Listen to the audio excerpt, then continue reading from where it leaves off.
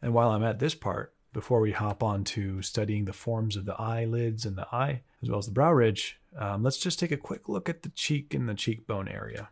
And it should be just relatively quick. Now, depending on the cheekbone and where it is, higher or lower on the person, it could change, but for the most part, you're going to see some kind of through line. So if the cheekbone, you could see it right there pretty clearly, is going to have a sort of apex here, and then it'll meet with the lower jaw. But I like to kind of find this very special S shape, and you can sort of see the reverse of it right here, right? So if you can get that as a sort of form line, you can know the geometry of the rest of the face. I mean the cheek, right? And for some people, obviously, this might be a different shape. So if the person had more weight on them, you might see something like this or whatever, but it will still sort of follow that kind of initial shape, but obviously in a different position. In this case, it would be like that. Chipmunk. And it could be a double chin, and that'll have its own geometry. So in that case, we can sort of see that the geometry here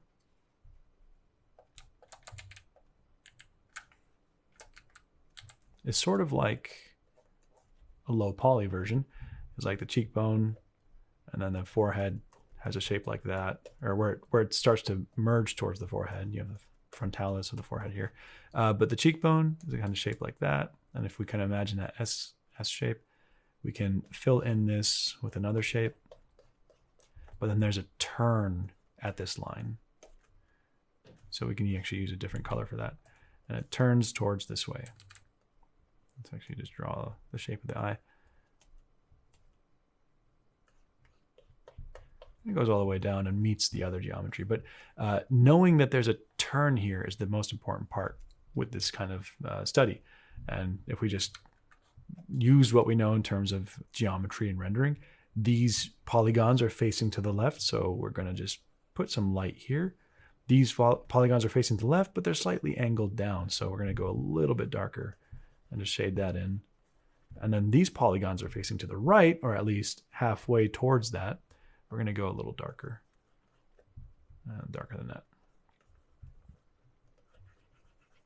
Right?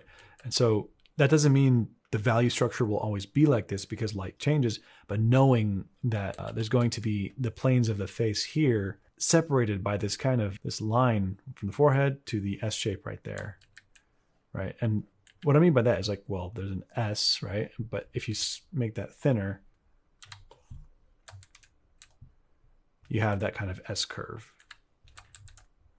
And that's what's happening here. And you could pretty easily see what would happen if we continue the geometry here. And of course, if you can have that S shape and then mirror it, you'll get the other side. And that's what this is going to be. Right? And if we just sneak in some light on the geometry here, and it's going to ping pong my eyes back and forth. Since we just studied all this, we know the geometry of it. It just reads as a face, right? So simplify low poly geometry your way through understanding the form.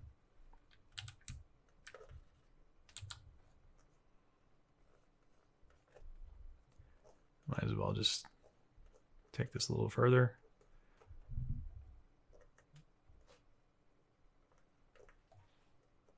It's a really fun exercise. Because in this case, it's not really about like accuracy in terms of measuring and making it photorealistic. It's about internalizing the geometry, internalizing the forms, and letting them be something you can play around with later. And I get, since we're on that topic, it's going all over the place now.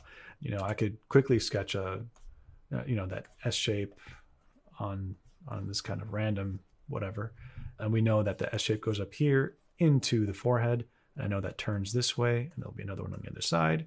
Granted, there's a cranium back there. And then there's going to be the cheese wedge shape there for the nose, then the mouth, sphere for the chin, negative space here for the chin, the upper part of the chin, lips, the double barrel shotgun thing there, brow ridge, eye socket. Knowing what these forms are will let me light it from any direction. So if I have that all gray and I say, all right, well, from the reference, we had it from the left side. So that's easy. We just follow the reference. But what if we want to challenge ourselves and say, well, what if the light's over here being cast from above, right? In that case, we know the forms.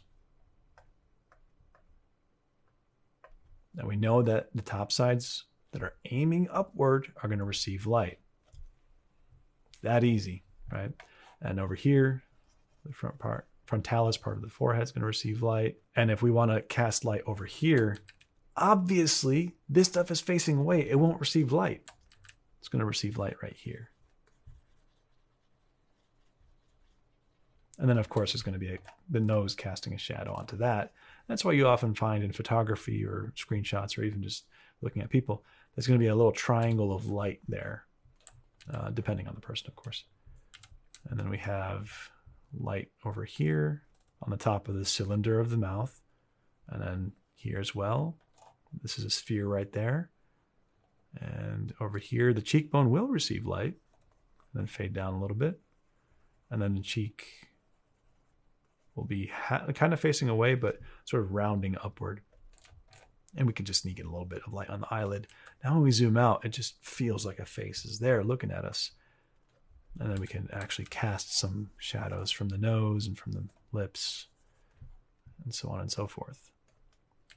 Right? So this is the power of understanding the forms of the face, which is why I find this lesson of this course to be one of the most important ones. Keep doing the assignments over and over again. Follow this over and over again until it's just so second nature to you that you don't have to really think about it. So you draw a nostril, corners of the mouth, and we'll cover the geometry of the eyes in the next part of this lesson. But yeah, this is kind of just showing the proof of what you could do with this process.